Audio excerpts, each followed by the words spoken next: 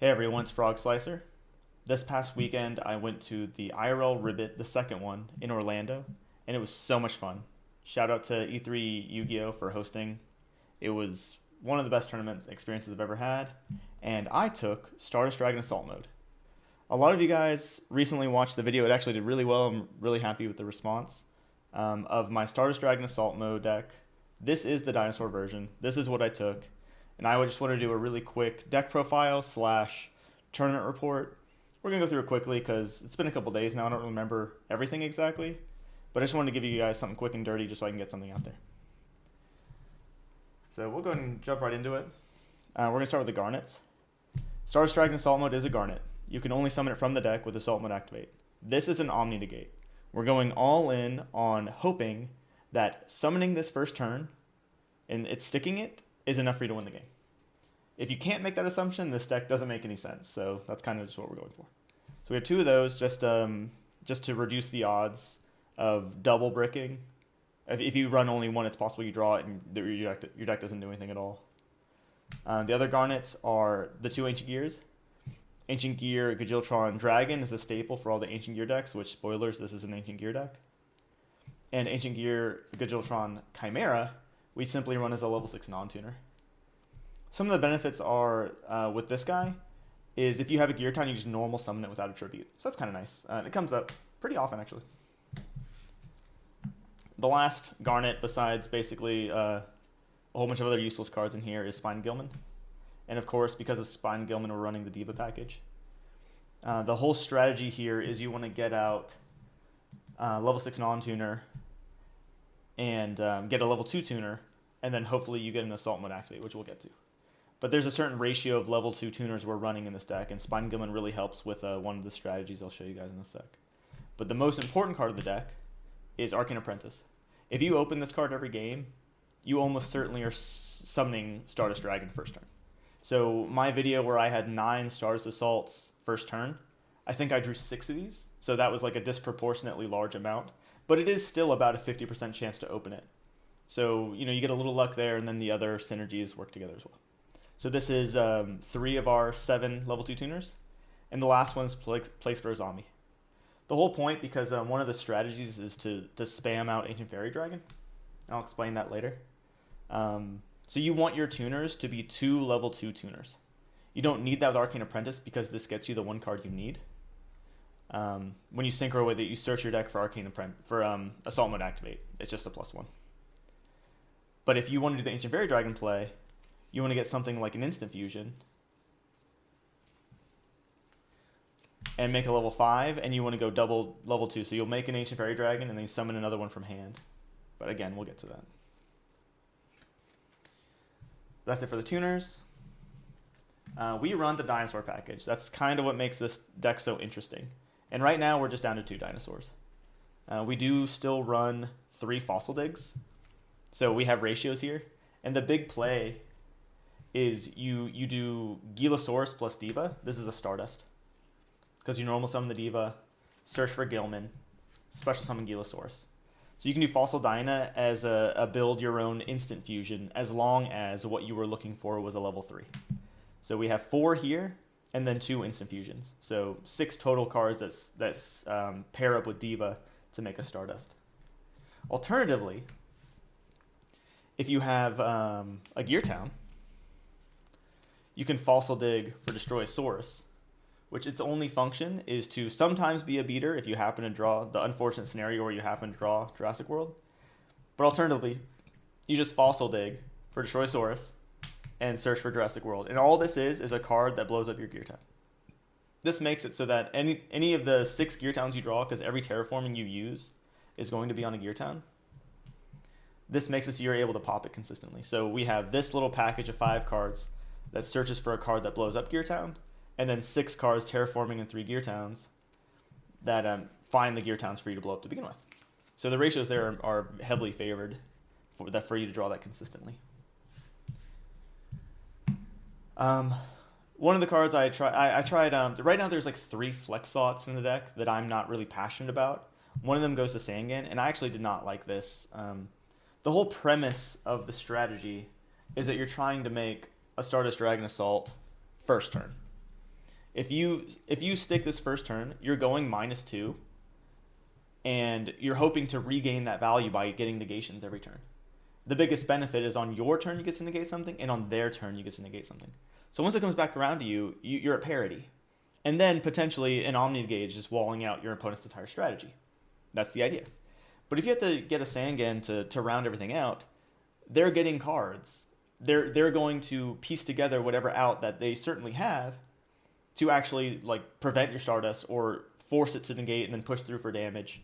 You just really don't have time. That's actually why I think this version, the dinosaur version, is strictly better than the hero version. Fossil Dig is nice. We have E-Emergency Call for heroes. So you can do E-Emergency Call, search for Captain Gold.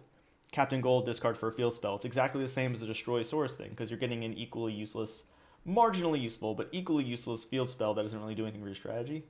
That's only purpose is a consistent way to blow up gear towns. But here we have Gilosaurus, so it's like a build your own instant fusion as well, where there isn't anything like that for heroes.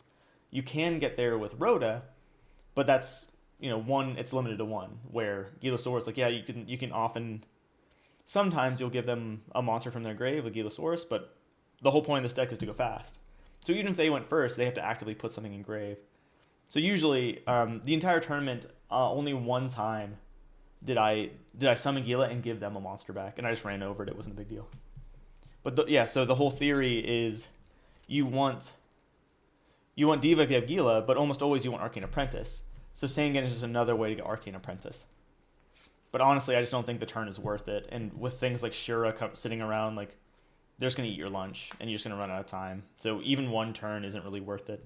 So I wouldn't run Sangan again. But that's what I ran for the tournament. And the last two monsters are 2 Assault Beasts. It's just 2 more copies of Assault and Activate. I only run 2 Assault and Activate. So we have 3 Arcane Apprentice, 2 Assault Beasts, 2 Assault and Activate. I think it's a good ratio. It hasn't really been a problem. And this is nice too because it's just a generic beater. If you stick a Stardust Assault, you already use your Assault and Activate, you draw one of these, you just poke for 19. So it helps you reduce the number of turns. I have such a hate-love relationship, and you have to say it in that order because you mostly hate to see Magical Mallet. But considering we run so many Garnets, oftentimes the -1 isn't a real -1. If you kept your hand, it's a functional -1 because you're stuck with these garbage cards in your hand. And it's also particularly good for the 1 in 50 shot that you open double Stardust Assault in your opening hand. So if that happens, you really want the chance of a Mallet to bail you out.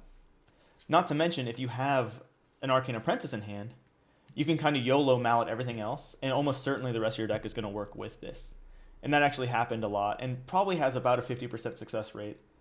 But when it fails, it hurts really bad because you're never going to claw your way out of that. So it really is all in at undoing average luck. That's actually the worst feeling, is sometimes you'll take a decent hand and make it unplayable. But if the matchup's hard, if you're playing a meta deck, sometimes you have to take that risk.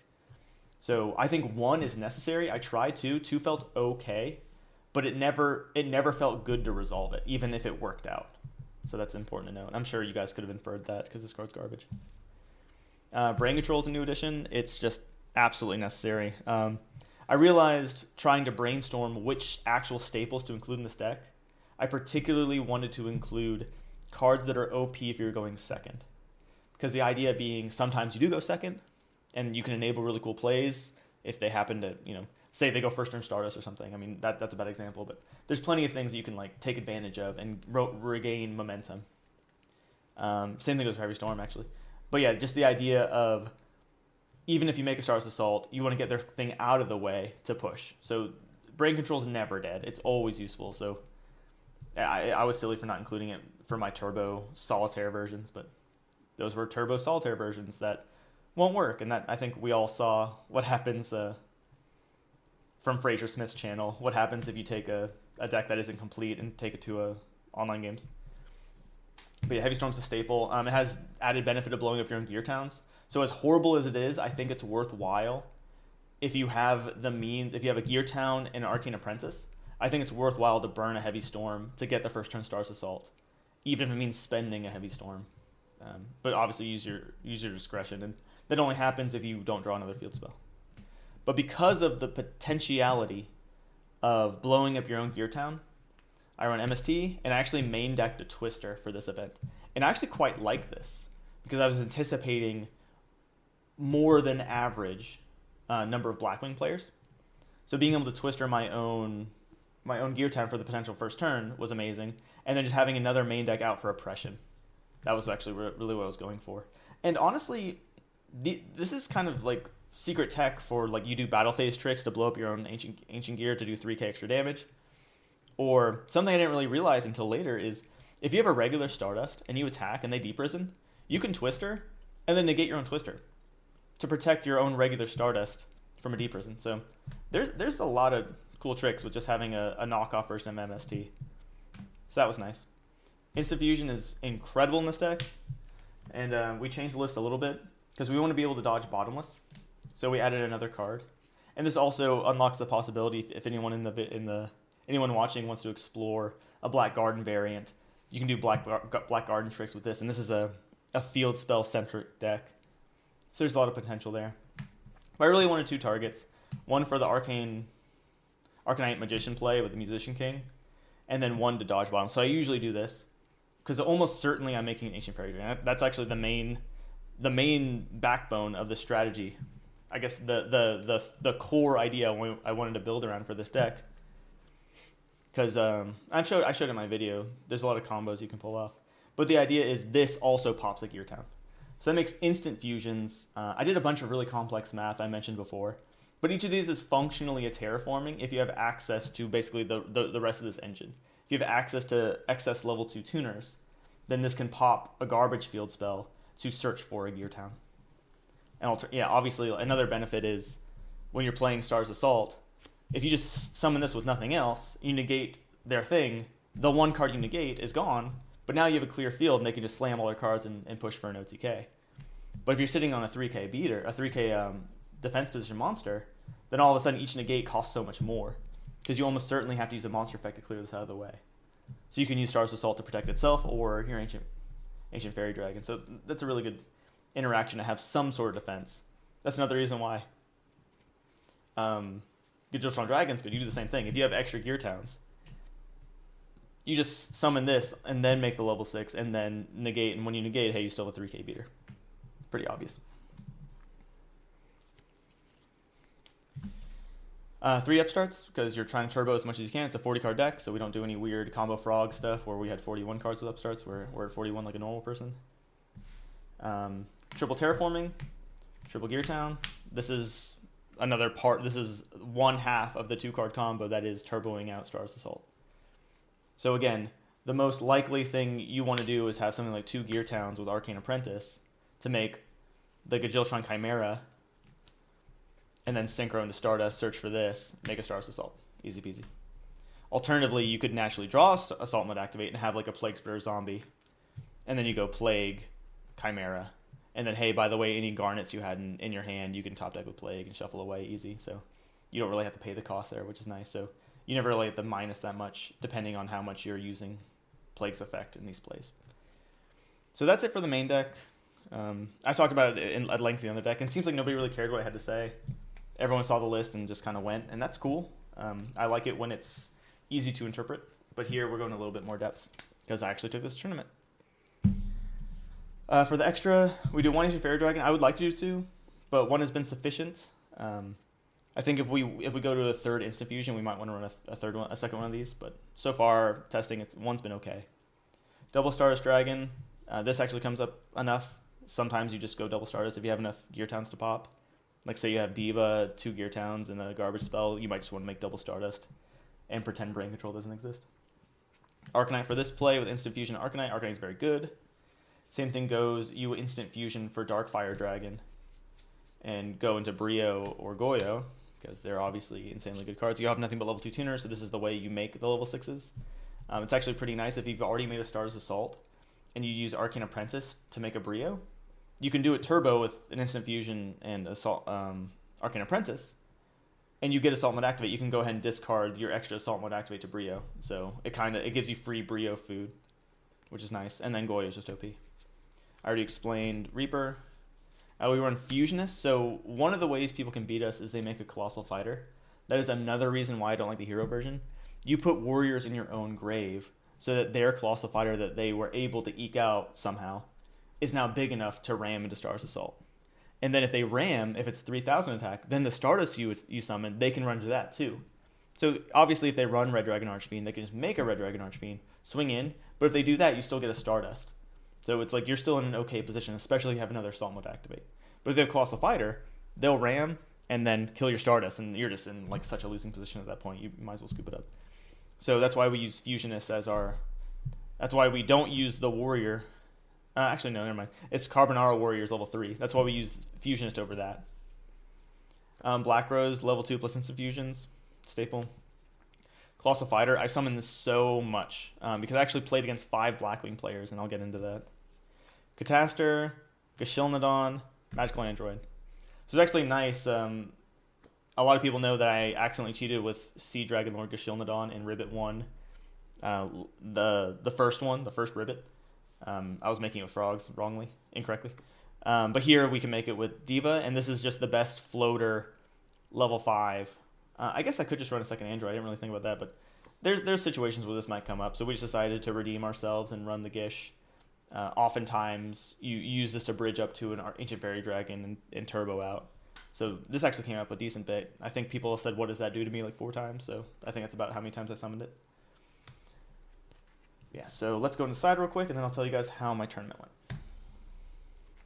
I'm actually very happy with the side. There's only 2 cards I would change.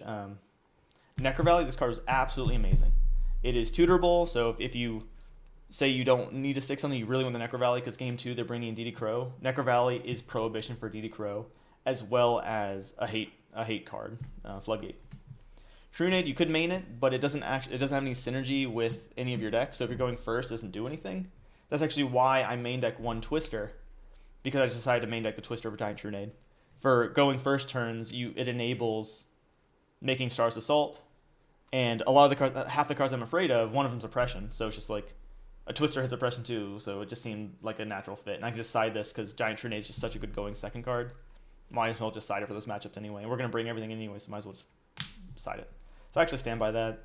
Twister, you could do 2 in the side or 3 if you wanted to not main one. This card's insane in this deck because you can pop Gear Town and deal with Oppression, and maybe hit a Future Fusion or a Black Whirlwind. Solemn I'm not that big with that in the side, but I had a very specific side deck plan, which is I wanted to overdo. I run 2 Divine Wrath. I wanted to overdo cards that interact with DD Crow. So DD Crow, it's like the obvious card to bring in. If you have it, you bring in 3, and it actually does kind of eat my lunch. So let's like be really over redundant on cards that deal with it, but also pull double duty. So Necro Valley is the first layer of defense. It's a searchable Crow protection. Divine Wrath, you can negate something with Stardust Assault, and they can push. They actually have the gas to push. Divine Wrath is exactly the kind of card you want to interrupt a push, and you bring your Stardust back. So it either can negate a Crow if you want to go -1, but it's worth it because you keep your Stardust, or you negate something and they push, and you can stop the push. Almost everything that they do that's going to threaten you under post negation is going to involve a monster effect of some kinds, because that's the whole point. They wouldn't have forced the negation if they could have done it without it. So, but Solemn functionally does the same thing, and Solemn pulls double duty with 7 tools, which is absolutely amazing. I've always said I like this card against Blackwings, and it just did so much work. I played, like I said, I played 5 Blackwings players. This card was amazing every time, and although I agree with the sentiment that you side out Solemn against Blackwings, I was actually siding it in. It makes a little bit of sense, I think, because you're going all in on a turbo plan that has an Omni negate. You need it to stick. They run their own Solemn. They run Royal Oppression. There's plenty of things. You just want stuff to stick. So while it sucks paying the life, and I'm sure there's plenty of times where you lose, I think for the even spread of my side, I didn't want to do 777 tools. It seemed kind of unilateral. So we have Solemn kind of sticking to this plan a little bit. This isn't protected against Crow, but everything else. And same thing here. It's like, okay, this will hit every trap, and Solemn will hit anything. So that's kind of like the plan. 2 Skill Drain. Everything I do works under Skill Drain, so I wouldn't main it, but I actually just don't think it's that good in Edison. It auto wins plenty of matchups, but some of the best matchups, Skill Drain is just kind of mid. So I think it's better to side it against the matchups you absolutely destroy, because you already kind of have this insane advantage going first anyway. So why not lean into that, and then if drains the out, then bring in the drains. So there was an exception though, that is specifically Diva. So if you have a drain hand, you just want to use your Divas first. Simple enough. Triple Imperial Iron Wall. It's crow protection. It's also just an incredible floodgate in Edison format. I think decks will be maining this. I am absolutely in love with Iron Wall. There's just so many of the best cards as hard counters by itself. So it's pretty good. And this deck doesn't care. And then lastly, Regeki Break. I just wanted these as Omni removal for anything. The idea being you force in the gate, and then you set something or you stick something. There's something interesting, something I didn't really take into account. Maybe this would be more of a game 3. I guess that's why I didn't really side it that much. It's only if I saw something I didn't already have an answer for. But you don't want to like set a Mirror Force or something because they can choose not to attack. So it needs to be something you can activate either on the chain or in the end phase before you bring back your Stardust. That's why I decided on Regeki Breaks, which this might be correct, but this is actually the only card I didn't cite. I cited in every other card, and all of them felt amazing, but I never cited these. All right, so this is going a little bit longer than I thought it would, so we'll go ahead and rush through the deck profile. Maybe that's what you guys cared about more than anything. I played 5 Blackwings. Round 1, I played against a Blackwing player, and I only resolved Stars Assault once. But I did use Ancient Fairy Dragon tricks all 3 games. So I was just churning. It was basically a grind game against Blackwings that I won just by churning field spells with Ancient Fairy Dragon. And that was a great game. Yeah, I distinctly remember the notes I have is 1 Stars Assault, 2 Colossal Fighters, 3 Ancient Fairy Dragons. Those were the key monsters I summoned for that match. But yeah, I won that one. Round 2, Blackwings, I lost this guy, but he got top 16, so I helped propel him up. And that was actually, I had 2 first turn Stardust Assaults in this match. Game 2 I lost because I think this is the only full brick I had. I had to Mallet, and I drew into Mallet and a Stardust Assault, and I had to Mallet those away. And I drew into like some activity, but I'm already -2, so it's like good luck beating Blackwings. I think he even opened Whirlwind or something. And then game 3, I had stuck first turn Stars Assault, but and I had answers for his answers. He had answers for Stars Assault, and I was able to either 7 Tools or MST, I can't remember, deal with it. And then he had a second oppression after he slammed a Dark Arm. So he did second turn Dark Arm Dragon against me, and then had oppression after. So he forced my negate, slammed a Dark Arm, pushed for damage, and then oppression back my dude, and I didn't stand a chance after that. Typically, if you can do a Dark Arm that fast, you have to expend a lot of cards, and Stars could actually deal with that. But he was able to play through it, so that was actually pretty annoying. So I lost that one. Honestly, it felt like by the skin of my teeth, and that was okay. Round 3, I played against Hero Frogs. I do not remember much. I remember Necro Valley doing an insane amount of work against Miracle Fusion. Round 4 was an interesting one. I played against Macro. I guess I heard other people saying it's Macro Monarch. I didn't see a single Monarch. So, no, I think I saw a single Kais.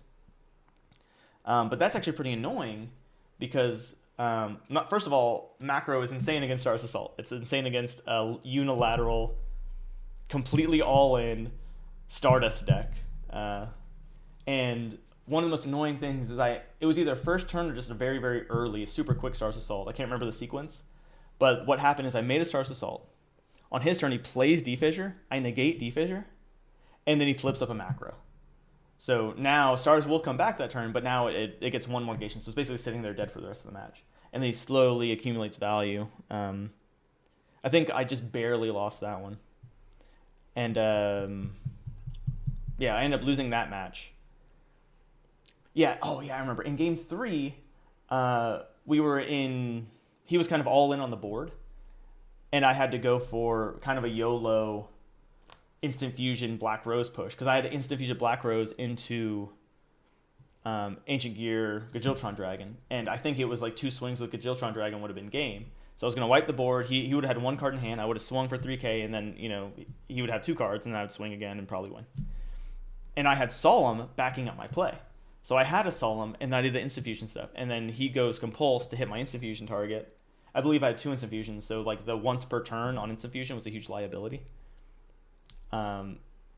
And then he had a Solemn. When I had to Compulse his Solemn, he had a Solemn for my Solemn. So I didn't get to do my push. And I ended up losing that one. So his Solemn countering my Solemn backed Black Rose Dragon, that won him the match. That was pretty annoying. Not to mention his entire deck is pre against me, so that was kind of unfortunate. So if I wasn't facing Blackwings, I faced Macro. Round 5 was Black Wings, and I honestly was kind of tilted from my loss, and I just got harder than I've ever got by a Pro Storm. I had no idea what he was playing. He was playing Blackwing. He goes turn. I lost the die roll. He goes set Heavy Storm, and I had a way to aggressively make a Stars Assault, but I would have had to use my MST to pop my own Gear Town, and I did not want to lose to an Oppression or a Bottomless.